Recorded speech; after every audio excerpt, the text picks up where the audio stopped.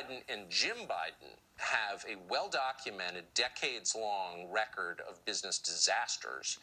Did you get any sense that either one of these guys was qualified to be conducting this kind of business? The only qualification they had was the Biden name.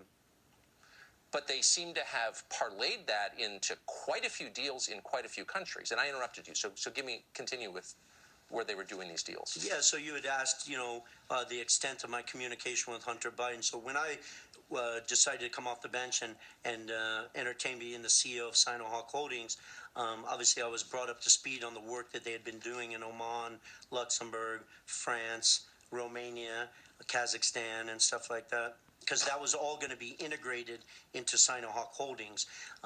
And so you asked to the extent that I spent time with Hunter Biden. I personally was in Bucharest, Romania, with Hunter Biden, Jim Biden, James Gillier, Rob Walker.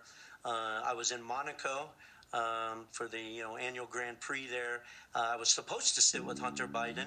I met him. I met on the patio of his hotel. And I sat there and waited for 2 hours, and you can imagine how angry and I was frustrated after sitting there for 2 hours waiting for him without a text, a phone call to let me know I can't make it or I'm tied up.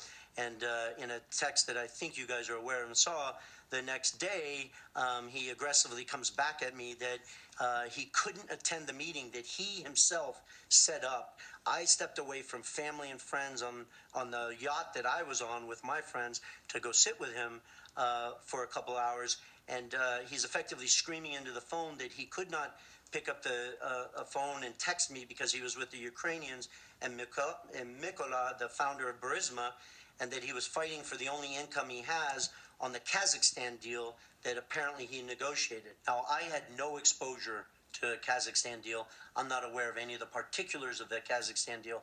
I just know for a fact there is a Kazakhstan deal because Hunter Biden in first person told me there was in the text that I think you guys have and you will show to the American people. It's not my job to determine what that deal is. I'll leave that up to the FBI or the Senate and the Congress to figure that out.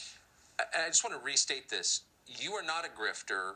You're not someone who's selling access. You're a legitimate businessman who's done deals in a lot of different countries. So I just want you to assess once more, is there anything about Hunter Biden's personal experience, personal qualifications that would justify him doing a deal in Kazakhstan? Absolutely nothing. The only thing that he had was the Biden family name and the fact that his father at one point obviously was the sitting vice president and potentially would run as a future president. It sounds like a remarkably ambitious international business program they had running. Extensive. He and his uncle. Extensive. This is a small point, but I can't get over it. So you saw a number of reporters say, again, in an effort to bat away your story, your testimony on this, that the chairman referred to in a bunch of these emails was not Joe Biden. It was, in fact, the government of China. When you see people refer to the chairman thinks this, the chairman thinks that, they're talking about China and not Joe Biden. So I want to put up on the screen. Here is a text message you received from Hunter Biden to you. Hey, Tony, I have an idea. In light of the fact that we are in an impasse of sorts and both James's lawyers and my chairman gave an emphatic no, I think we should all meet in Romania on Tuesday next week. So you're hearing reporters say that chairman was, in fact, the Chinese government.